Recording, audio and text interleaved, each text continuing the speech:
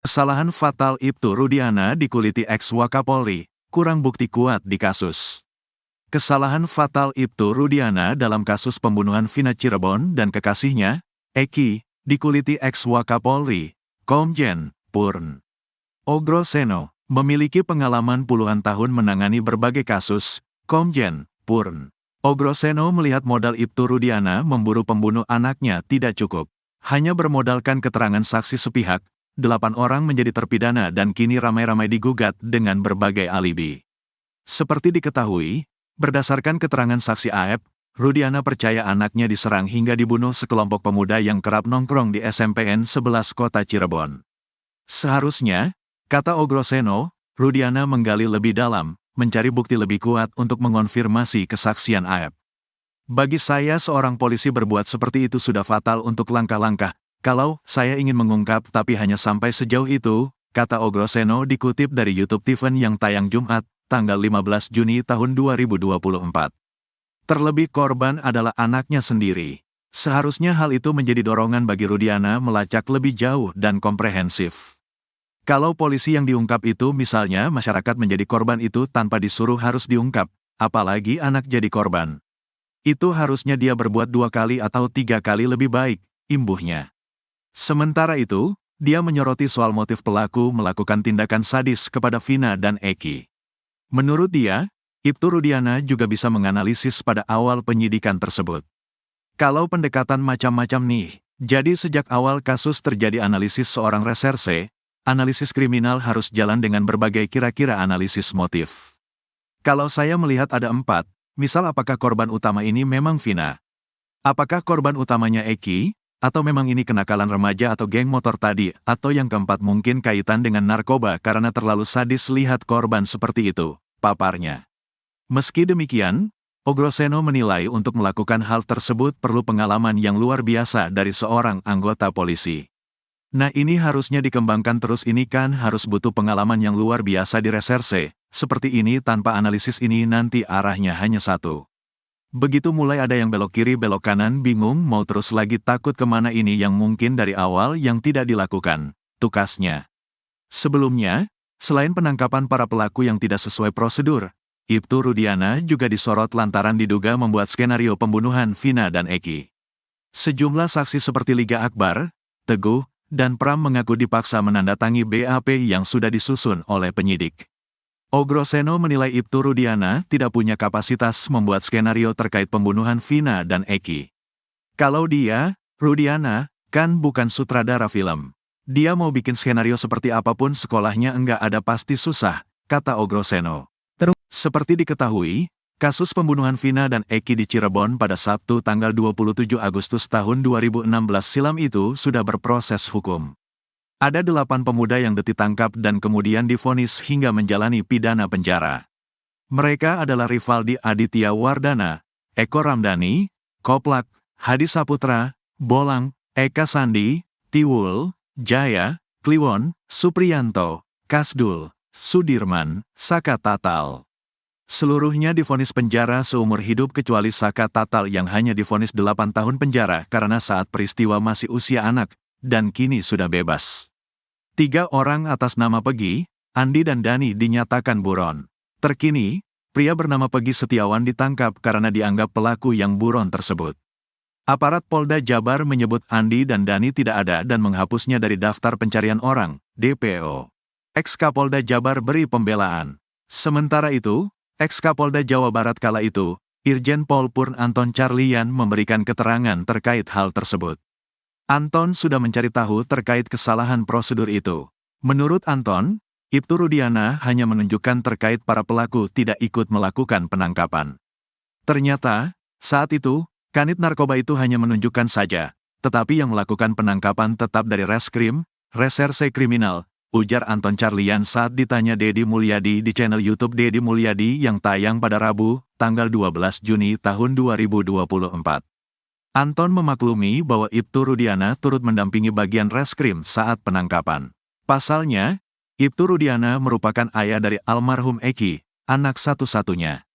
Mungkin kita juga lihat psikologis anak satu-satunya yang menjadi korban, siapapun juga janganpun kita, jangankan polisi, orang lain saja boleh menunjukkan pelakunya, ujar Anton Carlian. Selain itu, Anton juga sempat menanyakan terkait surat perintah penangkapan, Sprengkap.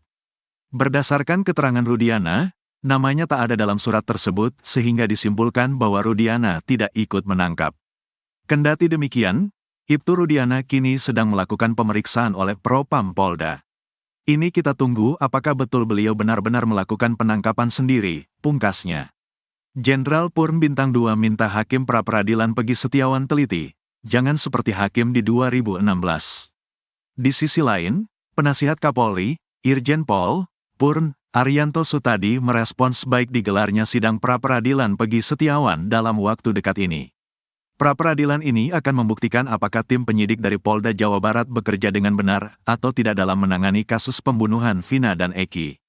Karena hanya langkah pra-peradilan, itulah untuk mengontrol penyidik itu supaya kerja benar apa enggak melalui pra-peradilan, ujarnya seperti dikutip dari iNews Prime yang tayang pada Jumat, tanggal 14 Juni tahun 2024. Ia juga turut senang dengan sidang pra-peradilan yang akan ditayangkan langsung di stasiun televisi. Ia beralasan agar proses persidangan berlangsung transparan kepada publik. Arianto meminta agar hakim di sidang tersebut untuk berhati-hati dalam menyidangkan Pegi Setiawan. Pak Hakim juga nanti mestinya hati-hati tuh jangan seperti hakim-hakim yang dulu tahun 2016 langsung main potong, main membuktikan, main memutus seperti itu hanya dengan bukti-bukti yang kelihatan simpel, tambahnya. Tim kuasa hukum Pegi Setiawan juga telah bersiap untuk menatap sidang pra-peradilan yang akan berlangsung pada tanggal 24 Juni tahun 2024. Kami sangat serius. Saya sendiri juga sudah menghadap Komisi 3, ke Komisi Yudisial minta agar memonitor perkara ini dan insya Allah hari Rabu saya akan menghadap Jaksa Agung meminta agar jajarannya lebih teliti dan hati-hati untuk meneliti berkas tersebut jangan sampai bola panas, tambahnya. Tabiat Ibtu Rudiana terkuak, bikin wajah terpidana kasus Vina Cirebon jadi cantik. Tabiat asli Ibtu Rudiana, ayah korban pembunuhan Eki, dalam kasus Vina Cirebon, terkuak, terutama kala berada di ruang interogasi. Kelakuan Ibtu Rudiana ketika menginterogasi tahanan disebut membuat para tahanan tak bakal melupakan momen bersamanya di ruang interogasi. Ibtu Rudiana disebut selalu meninggalkan bekas di tubuh, terutama di bagian wajah. Saat para tahanan selesai diinterogasi, wajah mereka seketika berubah, cantik. Diketahui, Vina adalah gadis 16 tahun asal kampung Samadikun, Kecamatan Kejaksan, Kota Cirebon, Jawa Barat, yang tewas bersama kekasihnya, Eki, di Jalan Raya Talu, Kecamatan Talun, Kabupaten Cirebon, Jawa Barat pada Sabtu tanggal 27 Agustus tahun 2016. Keduanya menjadi korban penganiayaan geng motor. Tabiat Ibtu Rudiana tersebut diungkapkan Komite Pendukung Presisi Polri, Abah Ade. Memang, kalau kata banyak orang, bapaknya ini kalau yang urusan begituan, interogasi, enggak pernah ada tahanan keluar muka buruk pasti, cantik, ujar Abah Ade di channel YouTube Uya Kuya TV yang tayang pada Rabu, tanggal 12 Juni tahun 2024. Kalau gue udah ketemu Pak Rudi, kata tahanan, pasti cantik muka gua alias ancur, tambah Abah Ade. Ibtu Rudiana juga disebut-sebut turut melakukan penyiksaan terhadap terpidana, Saka Tatal. Ia disiksa bapaknya Eki, dan 2 hari ini diperiksa di Propam, kata Abah Ade saat ditanya Uya Kuya. Kuasa hukum Saka Tatal, Krisnamurti menambahkan bahwa tindakan yang dilakukan Ibtu Rudiana kala itu melanggar prosedur. Pasalnya, hal ini menimbulkan konflik kepentingan, conflict of interest, terhadap kasus ini. Ngaku disiksa saat di penjara. Saat di tahanan, Saka Tatal mengaku dirinya mendapat penyiksaan yang luar biasa dari polisi. Saka Tatal bercerita kalau ia dipukul hingga diinjak. Tak hanya itu, Saka Tatal mengaku makanannya dilempar begitu saja. Bahkan minumnya, Saka Tatal mengaku pernah dikasih air kencing atau air seni. Saka Tatal juga bersaksi kalau dirinya tak terlibat kasus Vina. Namun karena terus disiksa, Saka Tatal terpaksa akui terlibat kasus Vina. Tapi Saka Tatal tetap menyebut dirinya tak terlibat kasus Vina. Sebagaimana diketahui, Saka Tatal divonis penjara selama 8 tahun. Padahal Saka Tatal merasa tidak pernah terlibat pembunuhan Vina dan Eki di tanggal 27 Agustus tahun 2016. Namun dirinya dipaksa mengaku dan menandatangani BAP, karena mengalami penyiksaan. Di April tahun 2020 Saka Tatal dinyatakan bebas bersyarat usai menjalani hukuman penjara selama 3 tahun 8 bulan. Selama 4 tahun menghirup udara bebas, Saka Tatal hidup menderita. Dirinya sulit mendapatkan pekerjaan karena kadung memiliki label sebagai mantan narapidana. Ex-Kapolda Jabar meluruskan, hampir seluruh terpidana kasus pembunuhan Vina dan Eki di Cirebon 8 tahun silam, mengaku disiksa penyidik. Mereka mengaku dipukul hingga disetrum agar mau mengaku terlibat penghilangan nyawa 2 sejoli berusia 16 tahun pada 2016 silam itu. Kini sorotan tertuju pada pihak kepolisian. Sejumlah pihak minta aksi dugaan penyiksaan itu diusut. Mantan Kapolda Jawa Barat, Jabar, Irjen Purn Anton Carlian pun sempat menyoroti soal dugaan penyiksaan tersebut. Hal itu disampaikan Anton kala diwawancara anggota DPR RI terpilih dari Gerindra yang juga YouTuber, Deddy Mulyadi. Mulanya, Anton menjelaskan, dalam perkara kriminal, yang paling penting adalah bukti mati, seperti hasil visum atau alat yang digunakan untuk berbuat kejahatan. Bukti itu akan berbicara lebih banyak dibantu para ahli untuk menguak suatu kejahatan. Sementara, bukti kesaksian dinilainya lebih lemah, sebab saksi bisa bicara apa saja. Deddy Mulyadi pun menanyakan, jika kesaksian dianggap lemah, mengapa para terpidana disiksa agar mengaku? Anton pun buka suara soal kondisi bonyok para terpidana yang kini fotonya beredar luas. Pria yang kini karib disapa Aba itu tidak menampik soal adanya pemukulan itu. Namun dia menyebut pelakunya bukan polisi. Itu adalah abuse of power. Makanya itu pun juga sudah saya tanyakan.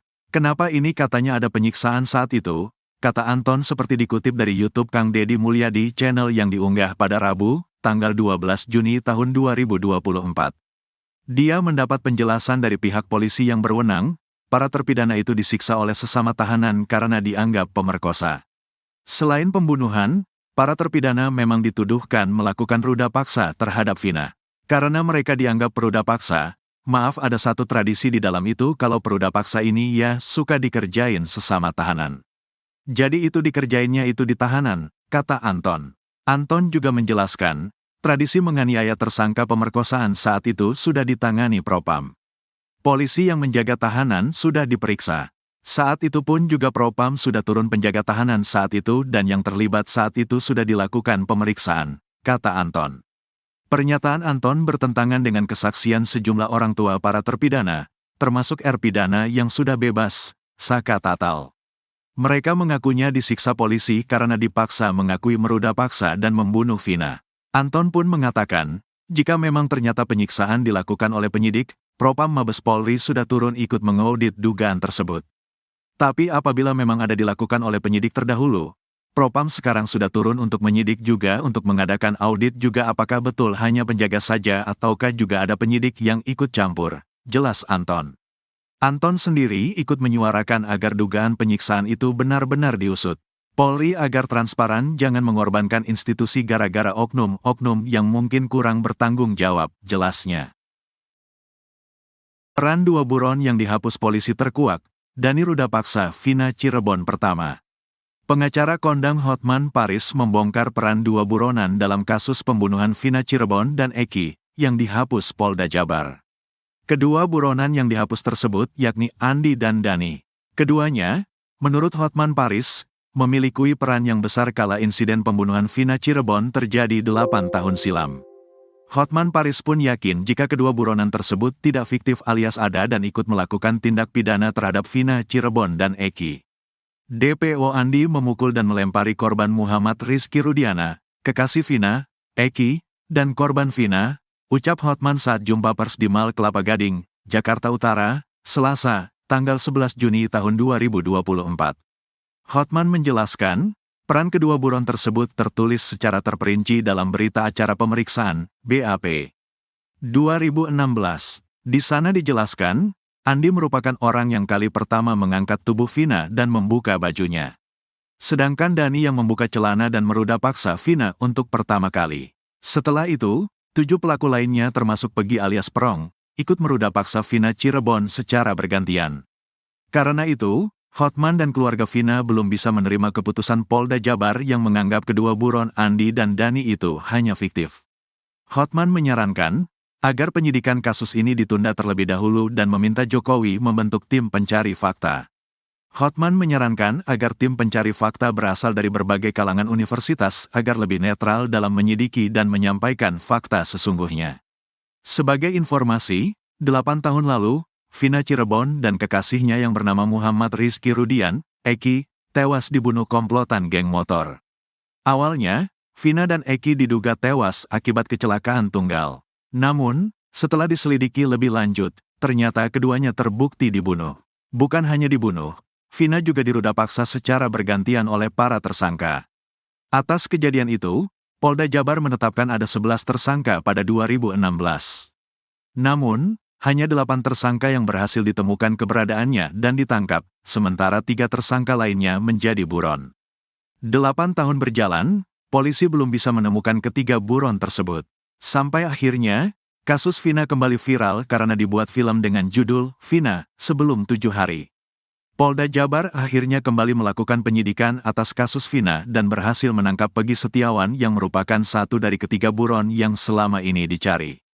Pegi ditangkap di Kopo, Bandung, Selasa, tanggal 21 Mei tahun 2024. Saat konferensi pers penetapan Pegi menjadi tersangka, polisi menyebut kalau Pegi merupakan tersangka terakhir dan dinyatakan sebagai pelaku utama. Sedangkan nama Andi dan Dani dihapus karena hanya berdasarkan pengakuan. Liga Akbar diarahkan oleh ayah Eki. Liga Akbar Cahyana, satu di antara orang yang bersaksi dalam kasus pembunuhan Vina Cirebon dan Eki, mengaku diarahkan Ibtu Rudiana untuk menjadi saksi kunci. Padahal, Liga Akbar mengaku, jika ia tak berada di TKP pembunuhan Vina Cirebon dan Eki, yang terjadi 8 tahun silam. Diketahui, Vina adalah gadis 16 tahun asal kampung Samadikun, Kecamatan Kejaksan, Kota Cirebon, Jawa Barat, yang tewas bersama kekasihnya, Eki, di Jalan Raya Talu, Kecamatan Talun, Kabupaten Cirebon, Jawa Barat pada Sabtu tanggal 27 Agustus tahun 2016.